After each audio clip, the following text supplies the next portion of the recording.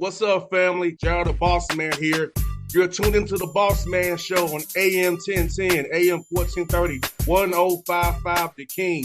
Let the King out at 105theking.com and the Bossman Show at bossmanshow.com. Hit me up on Instagram, The Bossman Show, Twitter at Bossman Show, and Facebook, Bossman Show. It's the Bossman on your radio. Listen to the Bossman Show with your host, JR, Saturdays at 9 a.m. right here on AM 1010, The King. What's up, good people?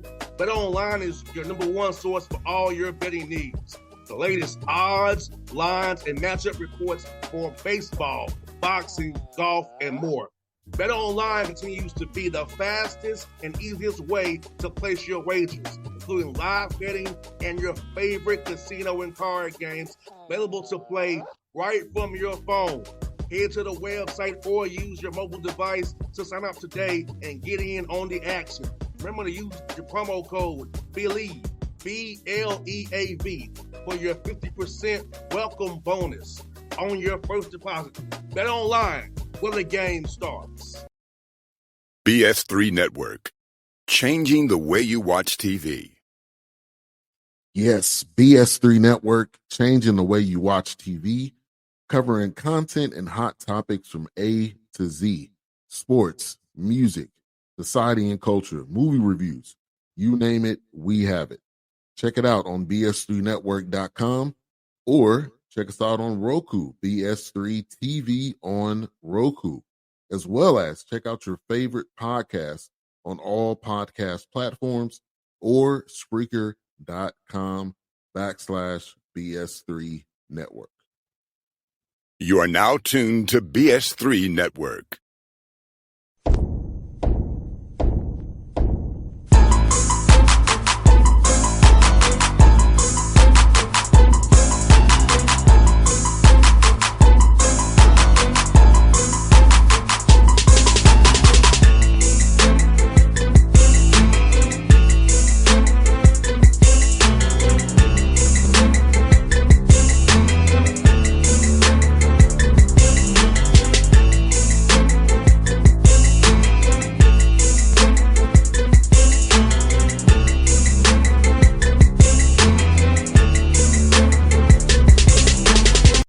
Back on the Bossman Show, in front of the show. This one, the American East playoffs. My man Phil Martelli Jr., the Brand Bulldogs.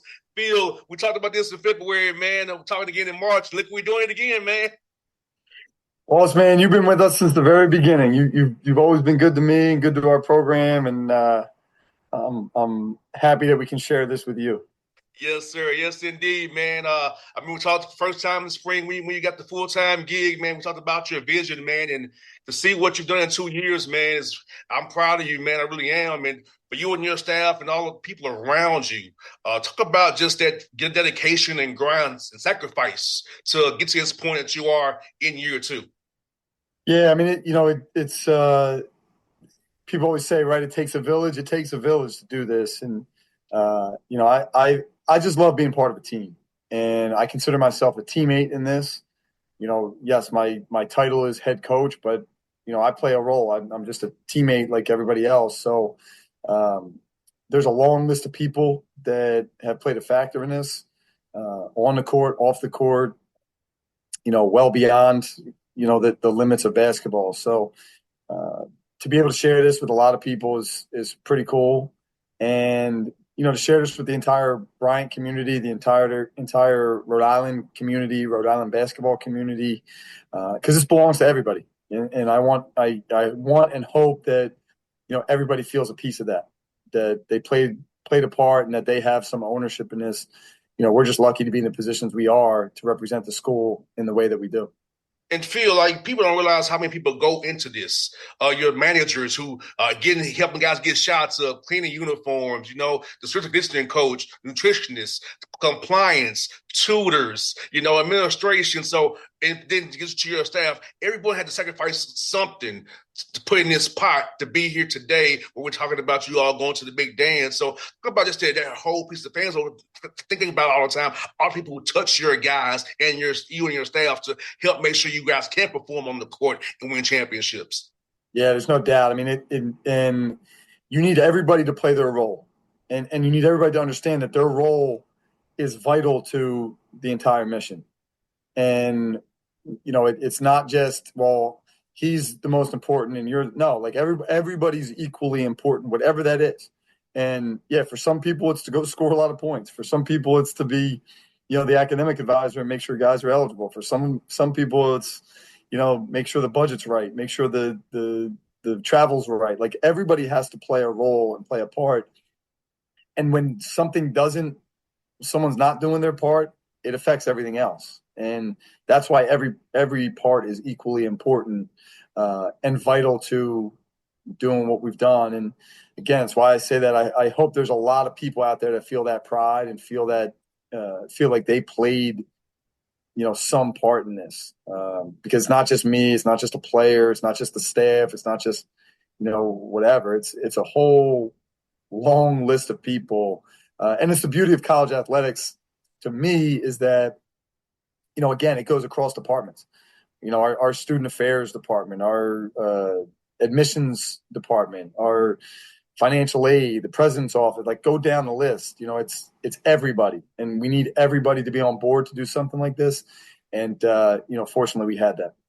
And what I love about your tournament and your playoffs is that it's actually on campus. So you get that different kind of vibe, different kind of feel, a full house for you guys, cheering for you in the arena yesterday. Just watching the joy of everybody as you all count down to win that thing, man. And what's going through your mind on the sidelines as you kind of know the score is kind of out of hand and you like, we really accomplished something today. And we got all these people around who love us, pushed us on to this victory. Yeah, it hit me with a little over a minute to go when I started thinking about getting like the walk-ons in and getting those guys in and getting the starters off the court and get them an ovation that they deserved. That's when it started to hit me. And then as those guys came off, the big hugs and the I love yous and the messages kind of, going back and forth between me and them as they come off. That's what's kind of gotten me. Like the little bit I've had a chance to be able to go back and see some things and, scroll through Twitter or whatever and see the little videos. The ones that get me are that those guys coming off the floor, that celebration as they're coming off with a minute to go, triumphant. And a lot was put into this. And these guys were laser focused on a mission. They didn't waver from their belief. They didn't waver from, the path. They just stayed on it, through good and bad. And they absolutely deserved to be called champions. And, for them to be able to walk off knowing at that point in time, like, we're going to do this. We're going to be champions.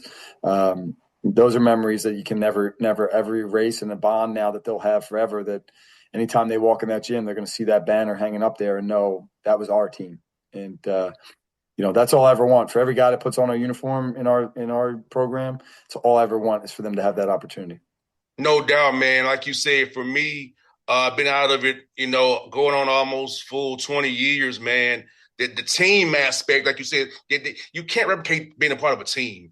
And, the group chats we still have to this day, man, the memories we have, the homecomings, the jokes we have, like, you can't replicate that. And even though we've been almost 20 years, man, like, those memories still are with you. And you still have those talks about the practices, running them stairs, man. Like, those small things that people don't understand that what us as players do, you don't forget that stuff. It's forever. Yep. And you have some championship behind your name forever.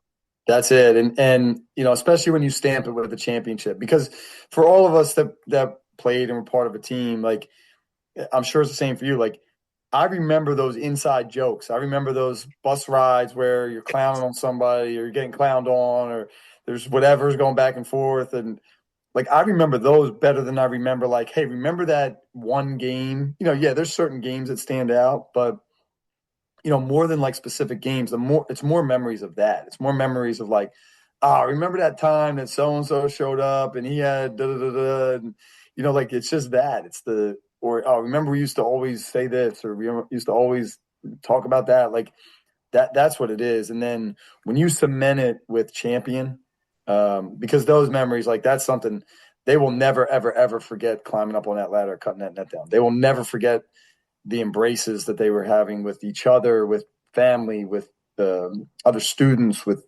administrators. they'll never, ever forget that and can never be taken from them, and you can say a lot of things about a lot of different people, but when you're a champion, you're always a champion. There's nothing they can do to take that away from you. And these guys earn that right to be called champion. No doubt. Phil, let me ask you this, man. You're going on six game winning streak through the regular season in this tournament. Did you ever say that was a good loss to take to kind of get you refocused? Because it's hard to teach from a win sometimes, and guys can get complacent. So was it good to maybe take a loss right before the tournament to get them refocused and really locked in even harder than before? Because sometimes you get happy too positive. You can't really coach them hard as you want to. Yeah, I mean, I will say this: we were not a group that was ever like locked into like, hey, we've won 5 in a row. We went, I forget what it was to start conference play, 8 or 9 in a row. Like we never talked about that. We never dwelled on that. And they would show up every day, ready to work, ready to learn. So I don't know. I never thought about it that way. Like we take every moment.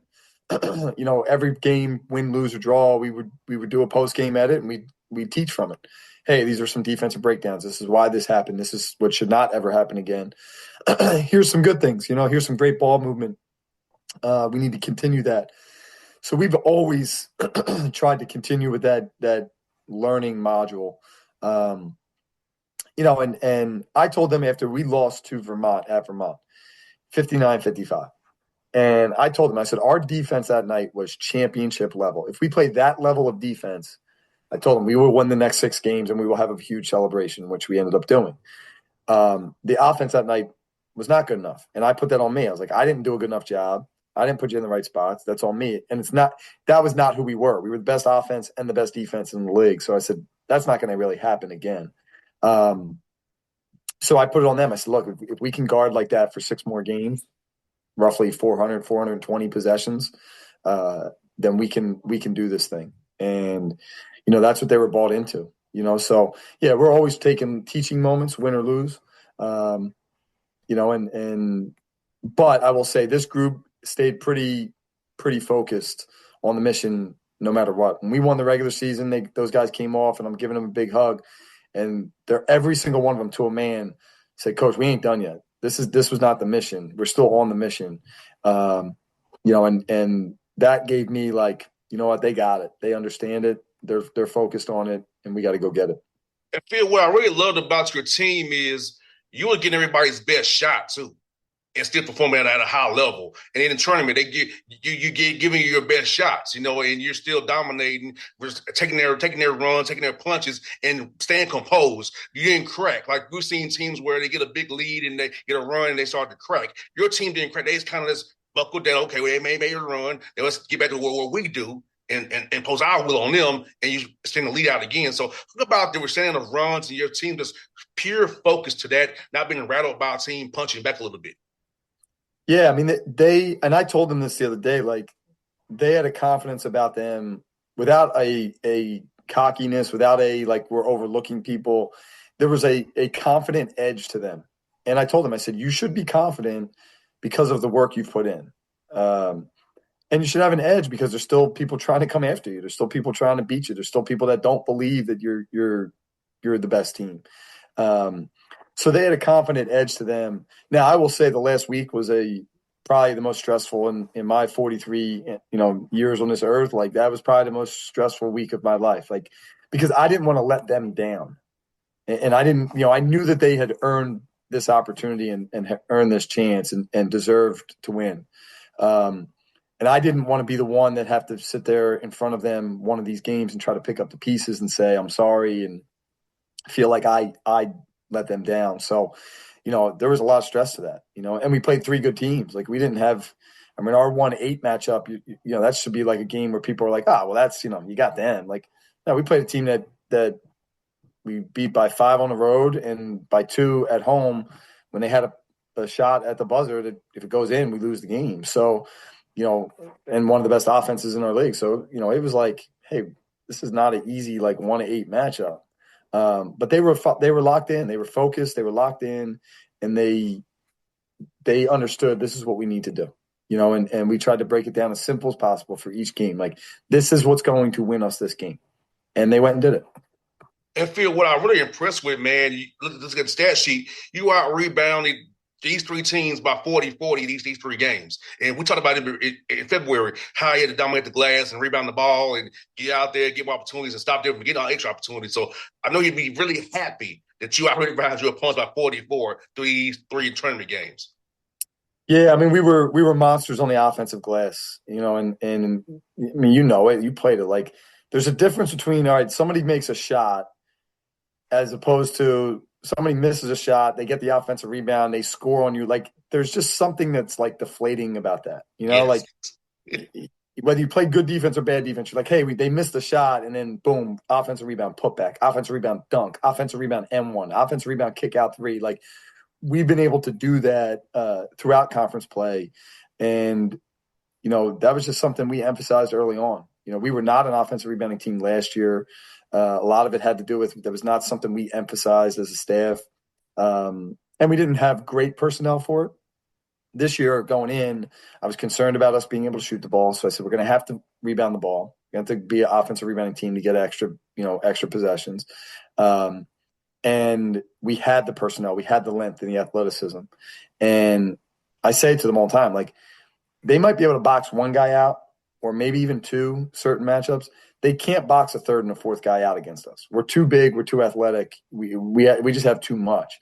And really, it just was up to us, like, just going and going and going. And, my assistant coaches did a great job of stressing that each day and making sure that they were on guys about, like, go get them, showing them tape. Like, look, you could have gone and got them. And players are players. They want stats, right? And like, this is an easy way to get a couple offensive rebounds. And, oh, by the way, you probably get another 2 baskets out of this. So instead of 12 and 8, you could end up with 16 and 10.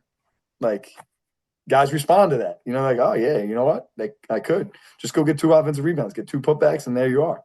And, it was cool to see them follow that game plan and be willing to be coached on that and go do it. And Phil, also, man, shooting percentage, man, I could tell by the shooting percentage looking. I watched the game and I saw it myself, but you was taking the right shots. We talked about this before. Sometimes a bad shot, to me, is like a turnover for you.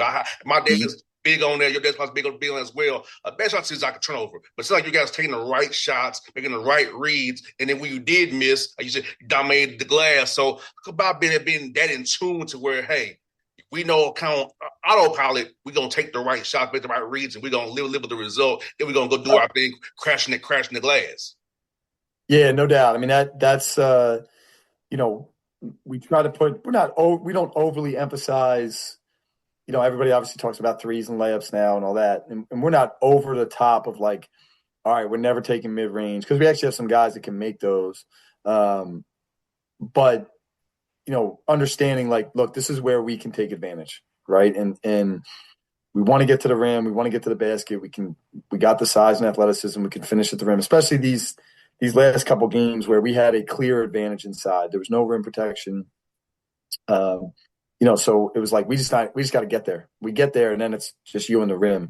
And it's something that early on in conference play or non-conference play, for some reason, we weren't finishing great and should have been a better finishing team. Now, I think a lot of it had to do with the teams we were playing were very good. We had a really hard non-conference schedule. But it got us tested and got us ready for the conference season. But, that was something that we spent a lot of time on that stuff. We spent a lot of time on finishing and working on that stuff with everybody. So we wanted to get the right shots. And then, when they collapse on that and the open three is there, we're driving and kicking, and we try to give our guys a lot of confidence and freedom to shoot that ball, and not put those restrictions on guys to say, well, you're just an okay shooter, so don't shoot that. No, that puts like a fear in guys. No, I want them to be confident, like, raise up and shoot the ball. Our center, Keyshawn Mitchell, hit a huge one yesterday to put us back up like 17 or 18 or 19 or something in this, early in the second half. And he went through a stretch where he missed like 15 in a row, over the course of a couple conference games. And then these last however many games, he's like 7 for his last 12, So, like, I'm always like, look, it's going to eventually even itself out. Like, some of these guys, you miss 10 in a row, all that says to me is you're probably going to make 15 in a row at some point in time. Like, you're too good of a shooter, and the reps that they get. So, yeah, we want them taking great shots, and their willingness to give up themselves to get somebody else a great shot really led to us being an elite offensive team. That's one for you, Phil, man. This year, man, you broke the D1 record for wins for Bryant with 23, man. So another thing you can't take away from you. The most wins in Bryant. Healthy, you'll beat it next year. You get 24 and beyond, but this year you got 23, man. Think about how cool it was to get the D1 record for Bryant, man.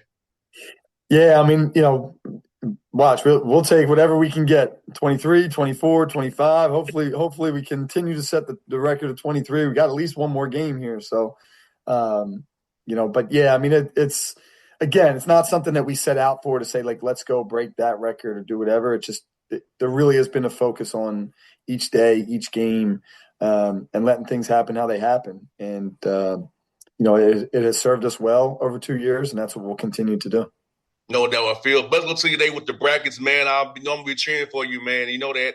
I'll be in your corner one way or another, brother. So keep up the great work, and I hope to see you this summer when you got recruiting, man.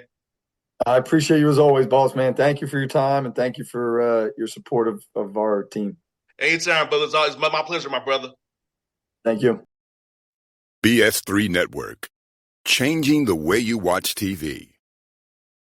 Yes, BS3 Network, changing the way you watch TV, covering content and hot topics from A to Z, sports, music, society and culture, movie reviews, you name it, we have it.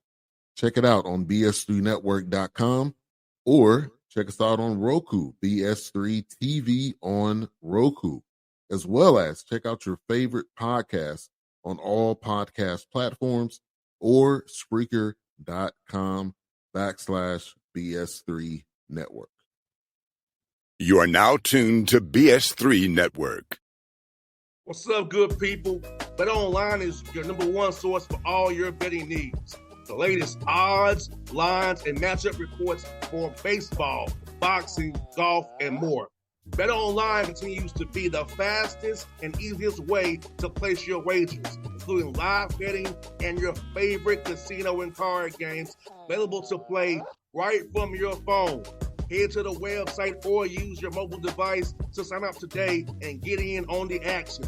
Remember to use your promo code BELIEVE, BLEAV, for your 50% welcome bonus on your first deposit. Bet Online, where the game starts. What's up, family? Jared the Bossman here. You're tuned into the Bossman Show on AM 1010, AM 1430, 1055 The King.